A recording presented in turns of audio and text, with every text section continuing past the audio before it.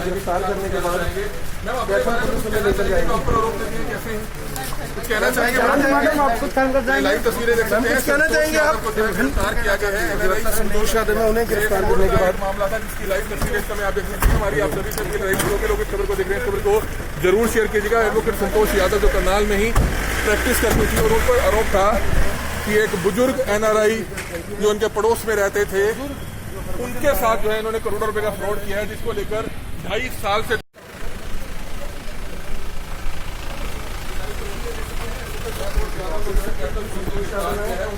गिरफ्तार करने के बाद पुलिस में लेकर जाएंगे।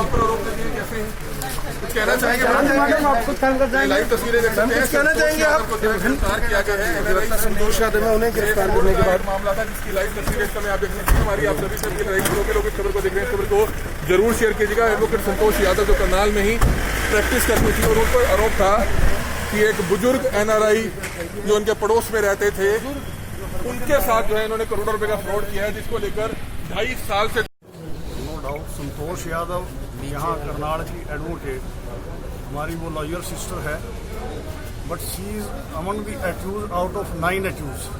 ये FIR ये सरदार मुदीप सिंह खड़े हैं कुलवैड़ी से, इनकी रियल नीस की कंप्लेनेंट है और ये उसके GPA हैं। वो जो इसमें बनने वाले सरदार HSC राणा थे वो इनकी बुआ जी के लड़के थे और वो ब्रिटिश नेशनल थे और वहाँ वो ऑटो के इंजीनियर थे। वहाँ से 25 करोड़ रुपया कमा के अपनी वाइफ के साथ 2011 में वो इंडिया आए। हो सकता है मेरे लायक दोस्त चोपड़ा जी ने पूरे फैक्ट्स या पढ़े नहीं या इनको बताए नहीं गए। ये इनकी बात कहना बिल्कुल निराधार और गलत है। FIR जो दर्ज हुई शुरू में ओरिजिनली FIR, उस FIR को किस वजह से किस कारण से आई डोंट नो उसको फाइल करने की कोशिश की गई थी, परंतु वो DGP साहब की इंटरवेंशन से उसी FIR में कोई दोबारा दरखास्त नहीं आई। उसी FIR की दोबारा इन्वेस्टिगेशन चलते हुए और इन्वेस्टिगेशन में जब इनके खिलाफ कोई कॉग्निजेबल ऑफेंसेज पाए गए उसके आधार पे आज पुलिस ने इनको गिरफ्तार करके यहाँ पेश किया है और 23 तारीख तक का पुलिस ने रिमांड दिया है। और इसमें अकेली संतोष यादव वकील हमारी बहन संतोष यादव ही मुलजम नहीं है, इसके अंदर 9 मुलजम है। बैंक मैनेजर भी है, बैंक मैनेजर की वाइफ भी है और जो उनकी उस टाइम CA होती थी लड़की वो भी मुलजम है। और उसके साथ साथ और एक हमारे वकील साथी हैं अपना पवनदीप भी एक्यूज है, उसकी मदर भी एक्यूज है, उसकी सिस्टर भी एक्यूज है। इसके अंदर 9 एक्यूज हैं और ये 25 करोड़ रुपए में से मैं नटसर में आपके नोटिस में दे दूं कि 2 बैंकों में उनका अकाउंट था। जब से कुछ लोग ये इनके नजदीक आए उसको किस तरीके से, क्योंकि वो 88 ईयर्स ओल्ड मैन था, फीबल सेंसेस थी एट द स्टेज, और उस अमाउंट को 18 बैंकों में ट्रांसफर करा के और उसकी डिफरेंट FDs बनवा के और उसकी धोखाधड़ी से तहसील के अंदर GPA भी करा के। और ये बड़ी स्ट्रेंज है कि GPA का ये विल रजिस्टर्ड विल के बारे में जो उसके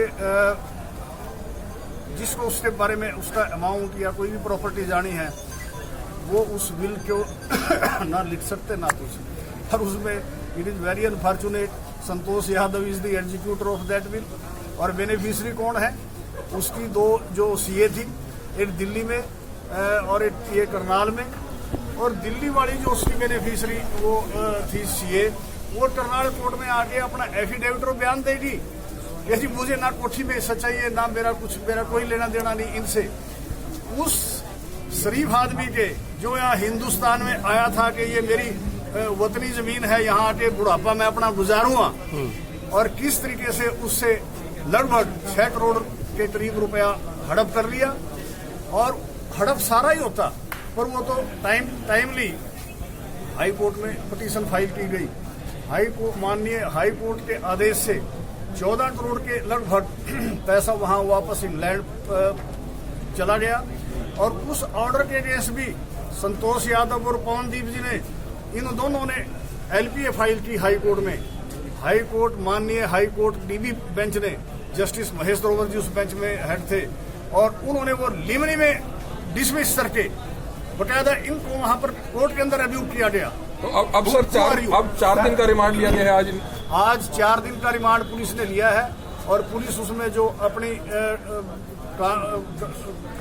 जो फॉर्मेलिटीज हैं, लीगल फॉर्मेलिटीज, अमाउंट की रिकवरी के बारे में और दूसरा और भी है, वो तो सारे इनके पति भी आरोपी हैं इसमें? इनके पति सतपाल जी भी आरोपी हैं। तो वो फरार चल रहे हैं? टोटल 9 एक्यूज है, ये पुलिस को पता होगा। टोटल कितने लोग हैं जिनको अरेस्ट किया गया? 9 अरेस्ट कितने हैं? 9 के खिलाफ FIR है। आज पहला मुलजिम इसमें संतोष यादव के पेश। सर, जिस तरह से एक मुहिम भी चलाई गई थी कि जो कैथल पुलिस है मामले की जांच ठीक से करे, क्योंकि करनाल पुलिस उन्होंने किया है, ये 9 आदमियों ने लग के ये गलत किया है और सरासर गलत किया है और मेरे भाई को मारने की कोशिश की। तो कुछ और धाराओं में भी चाहेंगे कि मामले की जांच हो? कुछ और धाराओं में भी चाहेंगे मामले की जांच हो? पूरे मामले की जांच होनी चाहिए, इसमें तो कोई शक नहीं है। तो जो इनकी बेटी है इंग्लैंड से, क्या उनकी कोई तैयारी है? पिछले दिनों बात चल रही थी कि वो भी आ सकती है भारत में और आकर मिलेगी अधिकारियों से। अगर जरूरत पड़ेगी तो जरूर आएगी। जैसे भाई साहब ने बताया, she is the director of national health organisation. इस वक्त कोरोना करके उनका बहुत इम्पोर्टेंट हुई थी जिसको कैंसिल कर दिया गया था। उसके पश्चात कंप्लेंट्स द्वारा एक और एप्लीकेशन दी गई थी, उसको भी कैंसिल कर दिया गया था प्रॉपर इंक्वायरी के बाद। ये 3rd एप्लीकेशन के ऊपर FIR हुई। यहाँ पर जब कोई ड्रग्स नहीं निकले तो ये IG साहब ने इसको कैथल ट्रांसफ़र किया था। कल सुबह 9 साढ़े 9 बजे इसको गिरफ्तार किया गया, आज पेश किया गया। हमने माननीय अदालत को पूरे तथ्य बताए हैं, लेकिन उन्होंने तथ्यों में को आधार पर रखते हुए फाइल का अवलोकन करने के बाद माननीय न्यायाधीश ने ये आदेश दिया है कि इनको 4 दिन का पुलिस रिमांड दिया गया है, क्योंकि प्रोसिक्यूशन का वर्षन है कि उन्होंने करनाल से, सोनीपत से व गुड़गांवा से कुछ डॉक्यूमेंट कलेक्ट करने हैं। जबकि मेरा कहना यह है कि पिछले लगभग 2.5 साल से ये इन्वेस्टिगेशन ज्वाइन कर चुके हैं। सारे तथ्य जो हैं डॉक्यूमेंट्री प्रूफ हैं, बैंक्स डॉक्यूमेंट्स हैं, विद इन दी नॉलेज हैं और विद द जो प्रोसिक्यूशन है उसको सारा नॉलेज है। लेकिन for the sake of remand ये रिमांड लिया गया है, क्योंकि डिस्टेंस की दूरी बताई गई है, कोरोना का हवाला दिया गया है। हमने माननीय न्यायाधीश को ये कहा है कि जो अक्यूज्ड हैं इनका मेडिकल टेस्ट कराया जाए और साथ में इन्वेस्टिगेशन के टाइम पे कोई वकील जो भी अदालत चाहे वो साथ में होना चाहिए।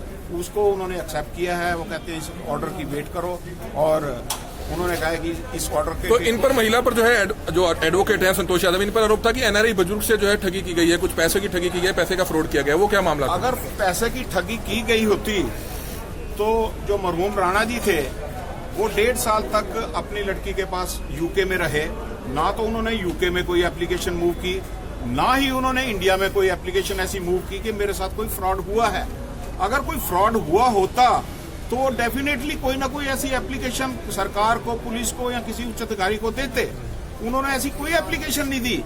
ये उनकी डेथ के बाद जब वो हुआ तो जब ये राणा जी और इनकी पत्नी लंदन में अपनी लड़की के पास गए तो उन्होंने मिसबिहेव किया।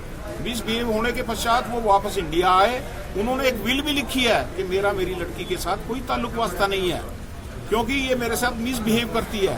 अंडर द गार्ब ऑफ कोई रिलेशन है, वो इनकी प्रॉपर्टी को खत्म करना चाहते हैं। अब जो कानून के मध्य तो 4 दिन का रिमांड लिया गया। 4 दिन का रिमांड लिया। आपका नाम सर? बार ने लाइसेंस भी कैंसिल किया दोनों पति पत्नी को। बार ने कैंसिल नहीं किया, ये बार काउंसिल ऑफ हरियाणा ने कैंसिल किया था। और जो एप्लीकेशन जहां तक हमारे संज्ञान में है कि वो कोरोना जब खत्म होगा तो उसको बार काउंसिल में दोबारा दिया जाएगा, क्योंकि केसेस के ऊपर अगर बार काउंसिल लाइसेंस कैंसिल करने लगे तो मेरे हिसाब से पंजाब हरियाणा में सैकड़ों की तादाद में केसेस होंगे।